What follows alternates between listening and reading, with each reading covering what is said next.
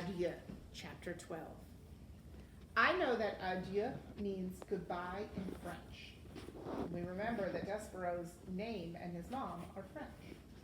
The sound of the drum changed again. The final tap disappeared, and it became nothing but boom, boom, boom, boom, boom, boom. Lester used his tail, bringing it down with great force and seriousness on the drum. The threadmaster retreated.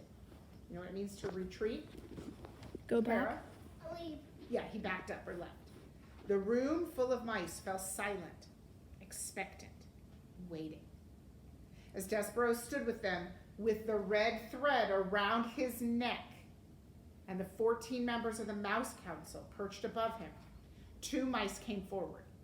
Black pieces of cloth covered their heads, and there were slits for their eyes. "We," said the bigger of the 2 mice, "will escort you to the dungeon."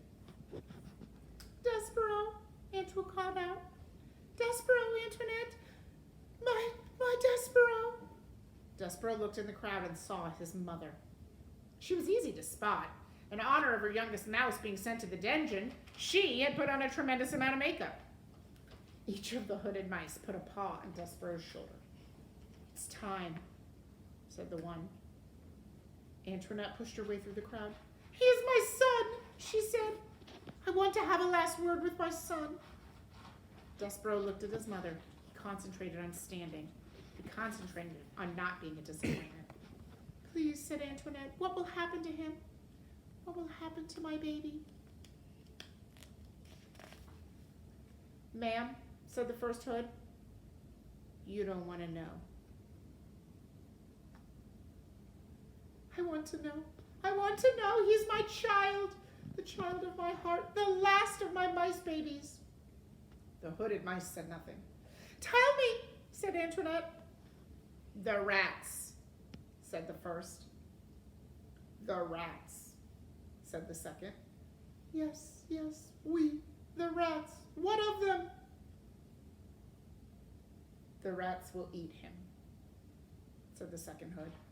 "Oh," said Antoinette, "mon Dieu." At the thought of being eaten by rats, Despereaux forgot about being brave. He forgot about not being disappointment. He felt himself getting ready to faint. But his mother, who had an excellent sense of dramatic timing, beat him to it. She executed a beautiful, flawless motion, standing right at Despereaux's feet. "Now you've done it," said the first hood. "It doesn't matter," said the second. "Step over her. We have a job to do. Nobody's mother is going to stop us. To the dungeon." "To the dungeon," repeated the first hood, with a voice so deep and certain a moment ago. But now his voice shook.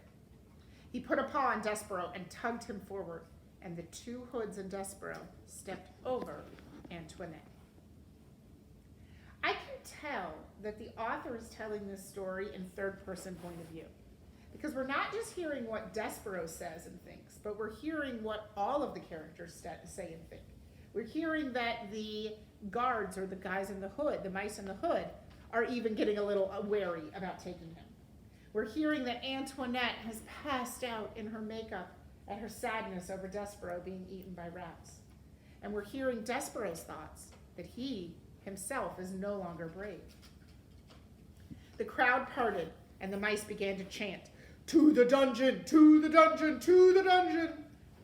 The drumbeat continued. Boom, boom, boom. Boom, boom, boom. And Despereaux was led away. At the last moment, Antoinette came out of her faint and shouted.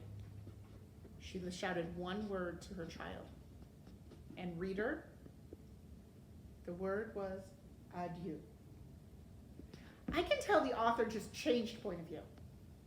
For one little brief moment in time, in the middle of this chapter, the author is talking to us and saying, "Do you know the definition of adieu, reader? Don't bother with your dictionary this time. I'll tell you. Adieu is French for farewell.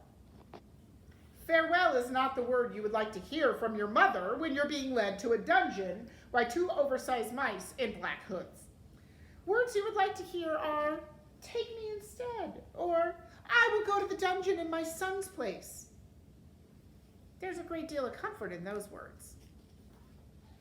But reader, there is no comfort in the words farewell, even if you say it in French.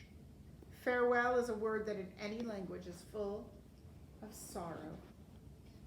It is a word that promises absolutely nothing.